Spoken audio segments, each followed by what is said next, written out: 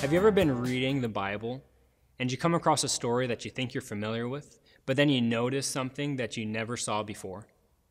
It happened to me recently when I was combing through the Gospel of Mark. And in Mark chapter 5, we see this great story, this remarkable story of Jesus healing a man possessed by many demons. Jesus, by this point in his ministry, has been fighting with the Pharisees and working miracles and teaching great things. The crowds have started to follow him. But in here, Mark chapter 5, we see him come across the sea. He traveled throughout the night through a storm, and he lands on the shore to encounter a man who is possessed. One that was just roaming the mountainsides, hanging out in the graveyards. He was isolated. And Jesus, he heals the man. He brings restoration. He casts out the demons, and the demon goes into a swine of pigs, and they run off the side of a cliff, and they drowned in the sea. And there, the people they hear about all that God had done, and it kind of freaks them out. And so they ask Jesus to leave, but the man that was healed, he stays behind to tell of all that God had done. It's this incredible story, like I said. I mean, one that we could probably talk around for an hour or so. Every element, all the different details.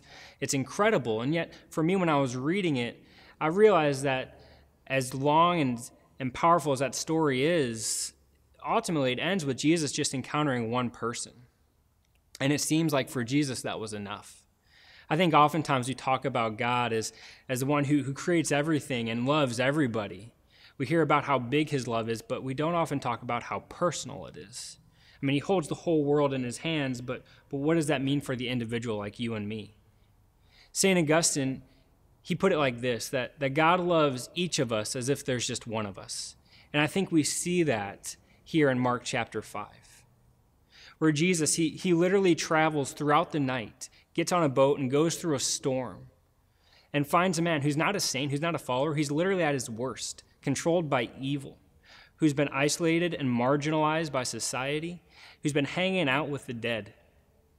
And Jesus, even though he finds this man at his lowest point, brings healing, brings love. And so for you and for me, what does that mean? Well, I don't know where you're at today. I don't know if you're on cloud 9 and everything in the world is great, or if you find yourself feeling like you're ostracized, alone, and just trapped in your sin. But we have a God who's personal, a God who sees us right where we're at, who takes us at our worst and still offers us his best. And we don't earn it, we don't deserve it. God freely gives his love.